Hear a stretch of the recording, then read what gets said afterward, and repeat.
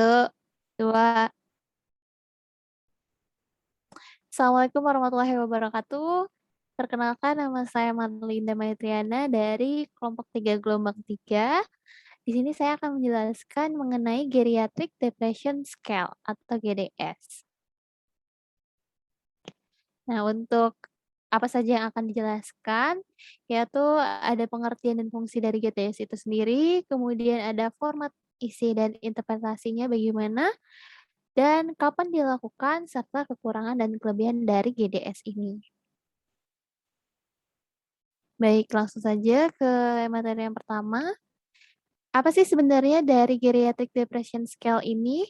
GDS ini merupakan form singkat yang digunakan dalam pengaturan perawatan baik di komunitas, akut, dan jangka panjang, di mana Geriatric Depression Scale short form ini terdiri dari 15 item. Ada beberapa variasi, namun yang kita gunakan pada saat ini adalah yang 15 item, dengan jawaban ya atau tidak, dan dapat selesai dengan cepat. Nah, untuk skornya sendiri yaitu terdiri dari 0 sampai 4, 5 sampai 8, 9 sampai 11, dan 12, 15. Jadi ada 4 kategori skor dari form GDS itu sendiri. Nah, untuk fungsinya sendiri dari GDS ini adalah untuk mengetahui serta mengukur skala depresi yang dialami oleh lansia. GDS juga semakin banyak digunakan karena mudah dikelola, mudah dimengerti, tidak memerlukan waktu yang lama, sedikit tingkat stres yang timbul apabila dipergunakan bagi lansia, di mana lansia ini yang kita tahu relatif lebih mudah lelah dan tidak dapat mentolerir. Selanjutnya apa saja sih, bagaimana format, isi, dan interpretasi dari form GDS itu sendiri? Nah, untuk formnya, kita lihat di sini terdiri dari 15 item, di mana poin pertama ini menanyakan dengan kehidupan Anda, apakah Anda telah meninggalkan banyak kegiatan dan minat atau kesenangan Anda? Kemudian dilanjutkan juga pada poin ketiga, apakah Anda merasa kehidupan Anda kosong? Kemudian pada poin 4, apakah Anda sering merasa bosan? Pada poin 5 ditanyakan juga apakah Anda mempunyai semangat yang baik setiap saat. Nomor 6, apakah Anda merasa takut sesuatu yang buruk akan terjadi pada Anda? Kemudian pada poin 7, apakah Anda merasa bahagia untuk sebagian besar hidup Anda? Yang nomor 8, apakah Anda merasa sering tidak berdaya? Kemudian nomor 9, apakah Anda sering lebih suka tinggal di rumah daripada keluar dan melakukan hal-hal baru? Poin 10, apakah Anda merasa mempunyai banyak masalah dengan daya ingat Anda dibandingkan kebanyakan orang? Selanjutnya, apakah Anda pikir bahwa bahwa kehidupan Anda sekarang menyenangkan? Kemudian selanjutnya, apakah Anda merasa tidak berharga seperti perasaan Anda saat ini? Poin 13, apakah Anda merasa penuh semangat? Ke-14, apakah Anda merasa bahwa keadaan Anda tidak ada harapan? Dan poin yang terakhir yang ditanyakan adalah, apakah Anda pikir bahwa orang lain lebih baik keadaannya daripada Anda? Sudah ada di dalam form ini juga sudah ada interpretasinya yang sudah saya sebutkan pada skor 0 sampai 4, skor 5 sampai 8, 9 sampai 11, 12 sampai 15. Dengan interpretasi normal untuk 0 sampai 4, 5 sampai 8 depresi ringan, 9 sampai 11 depresi sedang, 12 sampai 15 depresi berat.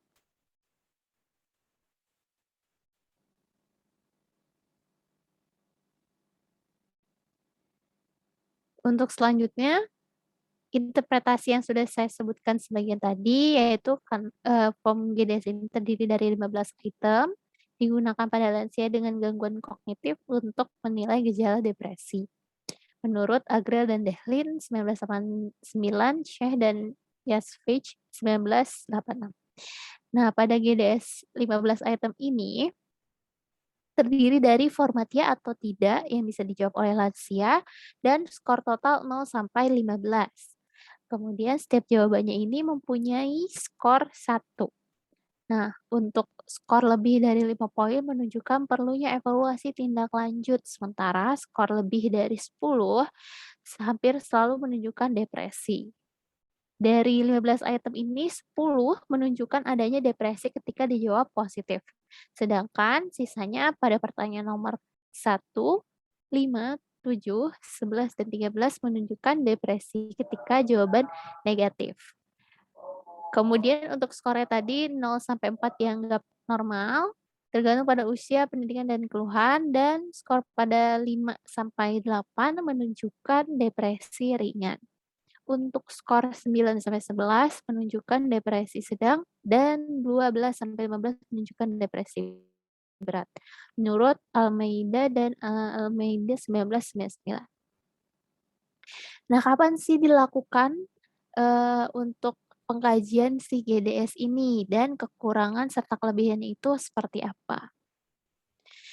Kapan dilakukannya yaitu, deteksi dini, tepat waktu, dan manajemen depresi yang memadai di kalangan lansia untuk, mengarahkan pada peningkatan kualitas hidup, mempertahankan tingkat fungsi, dan kemandirian yang optimal. Pengukuran morbiditas, pengukuran mortalitas karena bunuh diri, perkembangan penyakit medis, dan biaya perawatan. Depresi pada lansia juga dikenal sebagai depresi kehidupan akhir, yang selanjutnya dipahami sebagai sebagai depresi onset lambat dan onset dini. Ada kurangnya konsensus tentang batasan usia yang digunakan untuk mendefinisikan depresi onset lambat dengan beberapa penulisan pertimbangan batas usia, khususnya pada usia 60 tahun, sedangkan yang lain mendefinisikan sebagai mengalami episode pertama depresi pada usia 65 tahun. Saat menilai depresi pada lansia ini sangat penting sekali untuk diingat bahwa meskipun banyak lansia yang memiliki gejala depresi, mereka tidak semua memenuhi dalam kriteria depresi berat. Kehadiran penyakit fisik dan presentasi atipikal semakin memperumit gambaran klinisnya itu seperti apa. Oleh karena itu, depresi pada lansia sering diklasifikasikan sebagai depresi mayor dan non-mayor. Kategori non-mayor ini biasanya termasuk depresi ringan, disnia, gangguan penyesuaian dengan mood, depresi, dan kecemasan campuran dan gangguan depresi. Sehingga dapat disimpulkan kapan dilakukannya yaitu sedini mungkin atau secepat mungkin. Untuk batasan usianya eee, biasanya depresi ini muncul pada usia 60 sampai 65 tahun. Maka dari itu usia tersebut bisa dimulai untuk pengkajian dari GDS itu sendiri. Untuk kelebihannya, skala depresi geriatri ini, dikembangkan khusus untuk pasien lansia, di mana alat screening ini terdiri dari 15 item untuk gejala depresi dan telah digunakan secara luas pada lansia. Analisis faktor GDS ini, dapat melihat penyebab depresi pada lansia seperti faktor utama disforia, di antara lain ketidakbahagiaan, ketidakpuasan dengan hidup, kekosongan, keputusan, ketidakberhargaan, ketidakberdayaan, dan faktor minor seperti kekhawatiran atau ketakutan, atau pikiran obsesif, dan sikap apatis atau menarik diri. Jadi kelebihannya itu, dapat difokuskan atau dapat dilihat pada faktor utama disforia dan juga faktor minor. Untuk kekurangannya sendiri, pada GDS ini, pasien dengan depresi sering cenderung melaporkan lebih banyak gejala somatik dan kognitif daripada gejala afektif. Telah dilaporkan bahwa wanita lebih sering melaporkan gejala yang berhubungan dengan suasana hati jika dibandingkan dengan pria. Pada pasien ini yang tidak mengakui memiliki suasana hati yang tertekan dapat melaporkan kekurangannya, perasaan atau emosi, atau mengakui hilangnya minat dan kesenangan dalam aktivitas.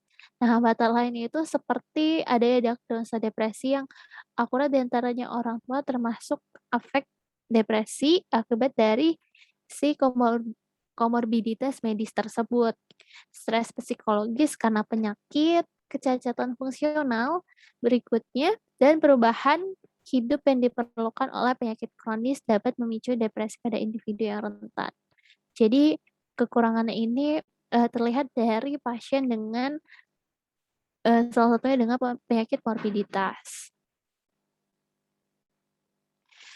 Nah, untuk daftar pustakanya sendiri terdiri dari sebagai berikut, dan, untuk presentasinya sudah selesai. Kurang lebihnya mohon maaf dari kami dan saya sebagai, penyampai materi. Mungkin di sini sifatnya seperti sharing. Jadi, mohon maaf apabila ada kekurangan. Wassalamualaikum warahmatullahi wabarakatuh.